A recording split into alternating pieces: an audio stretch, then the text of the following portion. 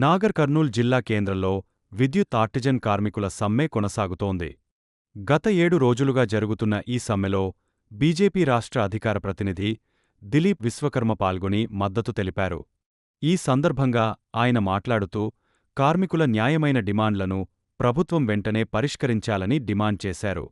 ఉద్యోగాలను పర్మినెంట్ చేయడం, సమాన పనికి సమాన వేతనం, ప్రమోషన్లు వంటి డిమాండ్లు పూర్తిగా న్యాయబద్ధమని పేర్కొన్నారు. కార్మికులను బెదిరించే విధంగా ఎస్మా అమలు చేస్తామని ప్రభుత్వం చెప్పడం సరైన విధానం కాదని విమర్శించారు. కార్మికుల డిమాండ్లు నెరవేరే వరకు బీజేపీ పూర్తి స్థాయిలో అండగా ఉంటుందని హామీ ఇచ్చారు. ఈ సందర్భంగా కార్మికులకు సంఘీభావంగా మధ్యాహ్న భోజన ఏర్పాట్లు కూడా చేస్తామని ప్రకటించారు. వయసు పైబడిన వ్యక్తులు ఉంటారు కాబట్టి వారికి ఆరోగ్య సమస్యలు చాలా వచ్చే అవకాశం ఉంటుంది. హాస్పిటల్స్లలో బిల్స్ అవసరం ఉంటుంది, లేదనుకుంటే పిల్లల పెళ్లి చేయాల్సిన అవసరం ఉంటుంది, ఒక ఇల్లు కట్టుకోవాలనే ఆలోచన ఉంటుందని దాచుకున్నారు. ఈరోజు 8,500 కోట్ల రూపాయలు ఇయ్యమని చెప్పి వాళ్ళు అడుక్కుంటున్నారు. ఆ ప్రభుత్వాన్ని అడుక్కున్నారు, ఈ ప్రభుత్వాన్ని అడుక్కున్నారు. ఇయ్యట్లేదు. ఎక్కడ పోయినా వీరు దాచుకున్న డబ్బులు వీళ్ళ జలసాలకు ఖర్చు చేసుకున్నారు. ఇదో ఈ రకంగా ఫుట్బాల్ మ్యాచ్లు పెట్టుకుంటాం, లేకపోతే ఇంకో రకంగా. ఎంత దారుణం ఆలోచన చేయండి. విశ్రాంత ఉద్యోగులు తమ దాచుకున్న డబ్బును వాళ్ళకి ఇవ్వండి అని అంటే కోర్టుకు పోవాల్సి వస్తుంది. కోర్టులో పిటిషన్ వేసింది, 700 మంది పిటిషన్ వేసింది.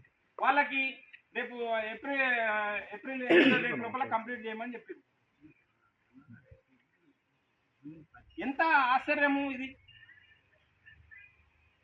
మీరు ఉద్యోగస్తులు అంటే ఎందుకు ఉద్యోగస్తుల ఓట్లు కావాలి, ఉద్యోగస్తులు అందరినీ వ్యతిరేకంగా పనిచేసేటట్టు ప్రజల లోపల ఒక మీకు అనుకూలమైన వాతావరణం క్రియేట్ చేయడం కోసం ఉద్యోగస్తుల దగ్గరకు వస్తారు, కూర్చుంటారు, మీ మధ్యలోనే దావతులు ఇస్తారు, మీ దగ్గరనే బిర్యానీలు పెడతారు. అప్పుడు మీకు కుర్చీ ఇట్లా కింద కూర్చోరు, కింద ఎట్లా కూర్చుంటారన్నా కుర్చీలు తేనరా అని చెప్పి తెప్పిస్తారు. కుర్చీలలో కూర్చోబెడతారు ఓట్లు వేసినప్పుడు. అంతవరకు ఓట్లు అయిన తర్వాత మీరు ప్రజాప్రభుత్వం రావాలి, ఆ ప్రభుత్వం పోవాలని చెప్పి నాకు తెలిసి ఇక్కడ ఉన్న వాళ్ళందరూ మెజార్టీ భాగం ఓట్లు వేస్తేనే రేవంత్ రెడ్డి ముఖ్యమంత్రి అయింది. మరి ఇవాళ మిమ్మల్ని ఎందుకు పట్టించుకుంటలేడు? ఆ ఓడమల్లయ్య బోడమల్లయ్య లాగా లేదా సామెత ఇది? దాటినంత వరకు, నది దాటినంత వరకు మీరు మల్లన్న అన్నారు, ఇప్పుడు బోడి మల్లన్న అంటున్నారు. కనుక ఇది పద్ధతి కాదు. ఒక మానవతా దృక్పథంతో ఆలోచన చేయాల్సిన అవసరం ఉన్నది ఈ గద్దెల మీద కూర్చున్న నాయకులు. మానవతా దృక్పథం లేకపోతే మీరు ప్రభుత్వంలో ఉండేముంది, ముఖ్యమంత్రిగా ఉండేది, మేము 5 సంవత్సరాలు పాలన చేస్తే ఉంది, ఇన్ని లక్షల కోట్ల రూపాయలు ఖర్చు పెడుతున్నామని చెప్తున్నది. ఇక్కడ అడుగుతున్నది సామాన్యమైన ఒక న్యాయమైన డిమాండ్లు అడుగుతూ ఉంటే వీటిని తీర్చకుండా మీరు కాలయాపన చేస్తున్నారు, లేదనుకుంటే బెదిరియడం కోసం చూస్తున్నారు. ఇది పద్ధతి కాదని చెప్పి భారతీయ జనతా పార్టీ చెప్తుంది. 100% ఆర్టిజన్ సమస్య ఏవైతే డిమాండ్లు ఉన్నాయో న్యాయమైన డిమాండ్లు, వాటిని వెంబడే ఈ రాష్ట్ర ప్రభుత్వం పరిష్కరించాల్సిన అవసరం ఉంది. స్థానికంగా ఉండే ఎమ్మెల్యే గారు కూడా రావాల్సిన అవసరం ఉంది. ఇక్కడ మీ అందరి ఇళ్లలోకి వచ్చి ఓట్లు అడిగిన రోజు ఎమ్మెల్యే గారు రాలేదా? రాజేశ్వర రెడ్డి గారు మరి ఇప్పుడు ఎందుకు వస్తలేడు? రావాల్సిన అవసరం ఉంది. న్యాయమైన డిమాండ్. మీరు ఆయన ఎమ్మెల్యే సీట్ను దించి మిమ్మల్ని కూర్చోబెట్టమని అడుగుతలేరు. మీరు ఎమ్మెల్యేలు కానీ లేదనుకుంటే మొన్న జరిగిన కౌన్సిల్ ఎన్నికల లోపల కార్పొరేటర్ కౌన్సిలర్గా గెలిచిన వాళ్ళు కానీ ఎందుకు వస్తలేరు? వీడికి మీరందరూ ఓట్లు వేసలేరా? ఓటర్లు కదా. అప్పుడేమో మీ ఇండ్ల చుట్టుముట్టు తిరిగారు, మీ ఓట్లు కావాల్సి వచ్చినాయి.